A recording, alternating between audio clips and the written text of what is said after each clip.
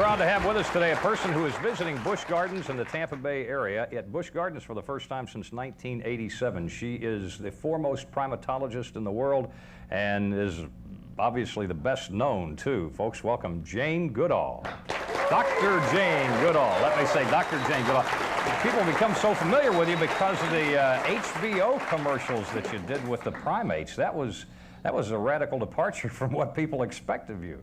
But it gave people a good laugh. Oh, it did. It gave them a good laugh, and it puts your name. I mean, anybody who didn't know you prior to that, which I find that hard to believe, certainly did after that. And it brought the primates to the common person's level, where we can sit and watch them and have a good laugh and get to know what primatology is all about, I guess. Which is why you're in the Tampa Bay area and got to visit the Miami Reserve here. This wasn't here in 1987 when you were here, right? No, it wasn't. In fact, I think they tried to keep me away from the chimps then because it was so bad. but this is a pretty nice setting. Really nice. The primates appear to be enjoying it. You work mostly with the chimps among the primates, right? Absolutely. Mm-hmm. Which, by the way, these are the chimps here. You can see this isn't the Miami Reserve. Yes, this is the Miami Reserve? Yeah. Well, this is a part of it I haven't seen. My goodness, that does look authentic. But anyway, these are the chimps out in their rather natural habitat there, which at the beginning of it, you come in, there's even the mist, I guess, in deference to gorillas in the mist, that kind of thing. Yes. But in your work, nearly 40 years, I guess, with these creatures, you have found a lot of resemblances to human beings. Tell us about that. You've discovered things that people didn't know about them before. Yeah, there are so many. I mean, the biological similarities are incredible. Like, they differ from us genetically, DNA, by only just over 1%, which is bizarre, but it's true. Is very close. The structure of the brain, the central nervous system, the blood. You could have a blood transfusion from a chimp if you measure Really? them. Yes, you couldn't from a gorilla, but you could from a chimp. So the chimpanzee is by far the closest to man. And then, you know, well, they use objects as tools in the wild for lots of different purposes. They make tools, they change things. They have, like, if they're communicating, holding hands, patting on the back, kissing, embracing, swaggering when they're angry, shaking their fists, tickling. All these things not only look like our gestures and postures, but they do them in the same context. And again, closer than any of the other primates.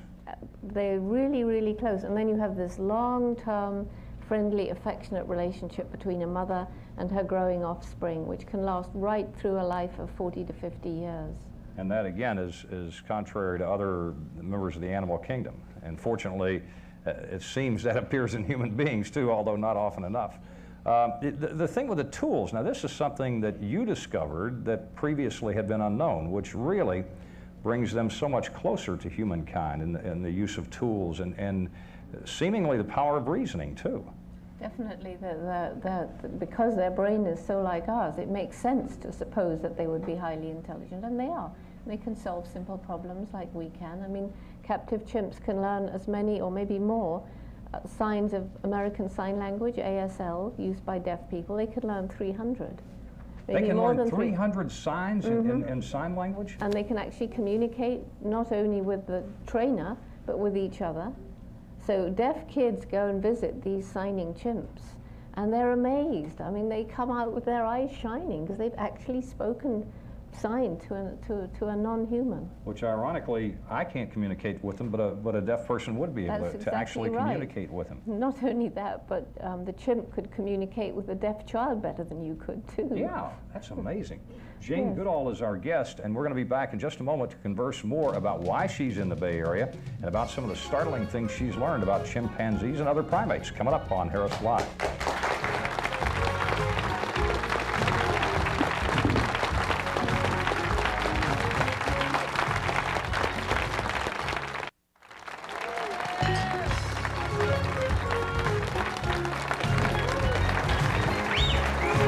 What you were watching there, close personal friends of Jane Goodall, or at least if they got to know her, they certainly would be. Some of those primates running around here at Busch Gardens. First of all, you are have established a program with an unusual name called Roots and Shoots. Explain that to us, Jane. Well, it all started because, you know, I got so shocked at the fact that chimps in the wild are disappearing, their habitats are going, people are beginning to starve, you get deserts growing, you get exploitation of Africa's riches from the developed world, and, you know, we need education about all of this. So Roots creep under the ground and make a firm foundation. Shoots seem small, but to reach the light, they can break apart a brick wall.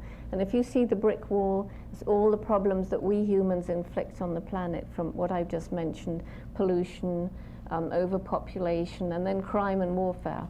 It looks bleak and it looks grim, but the message is one of hope, that hundreds and thousands of kids around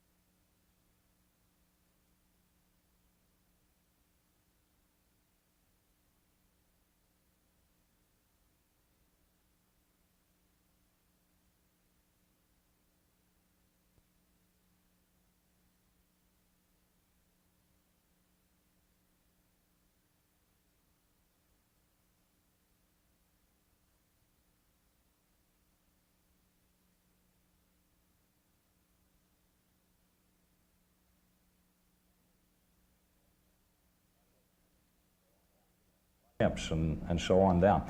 By the way, Jane is going to, Dr. Goodall, I keep calling you Jane. Okay, well, Jane, okay. Meet Jack, you Jane, and is going to be appearing tonight at the Tampa Theater. And the number to call to line up tickets, as you can learn so much more this evening, is 274-8981. That's in Tampa. And the number again is 274-8981 tonight at the Tampa Theater. And then tomorrow, you're going to be back here at Busch Gardens for breakfast, I understand, which will include a tour of the Miami Reserve, and then breakfast here at the Crown Colony, and again a chance to learn so much more and be involved as in helping to raise funds for your programs throughout the world.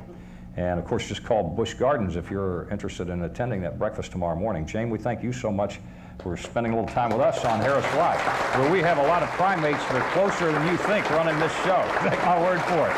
We'll be back in just a moment with a little aerobics exercise that's quite a bit different.